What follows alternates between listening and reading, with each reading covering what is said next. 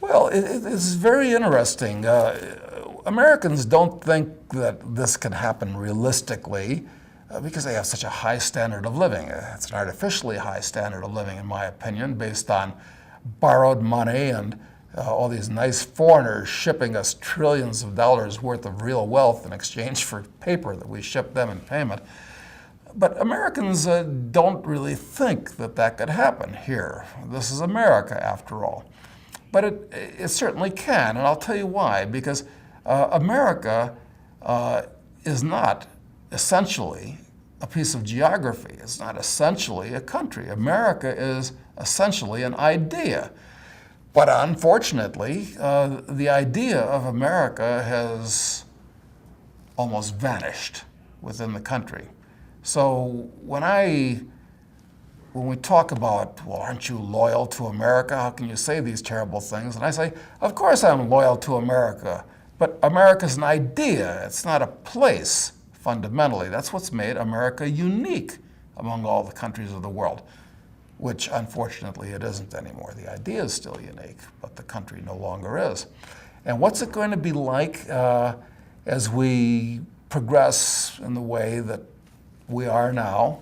And as I said, I see no reason why the trend is in fact going to change. Rather, it's going to accelerate.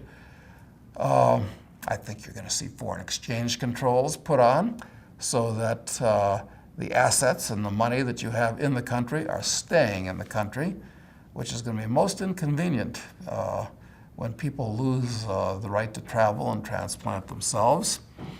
I wouldn't doubt that in the years to come, to finance these immense foreign wars, to finance Hillary's ridiculous Medicare planning, the current Medicare we have, and so forth, and Social Security, which is nothing but a Ponzi scheme, I have no doubt that they'll take private pensions and insist that half or all of it be used to buy some class of government bonds, which you won't be able to redeem forever. That there are going to be more police, there are going to be more video cameras, there are going to be more laws. It's going to become much more, the whole country is going to become much more like an airport where there's constantly announcements to report any suspicious activity to members of the local police force.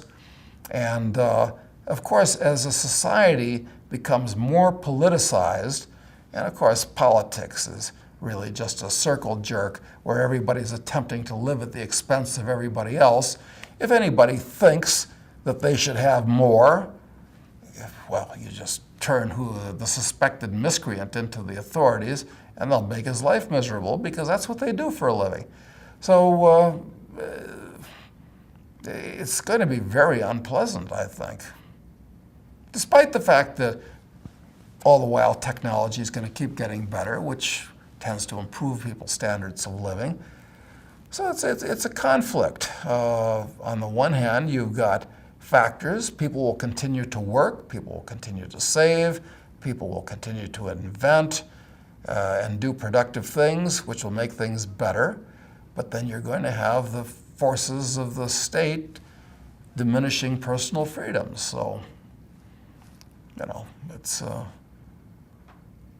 good news and bad news.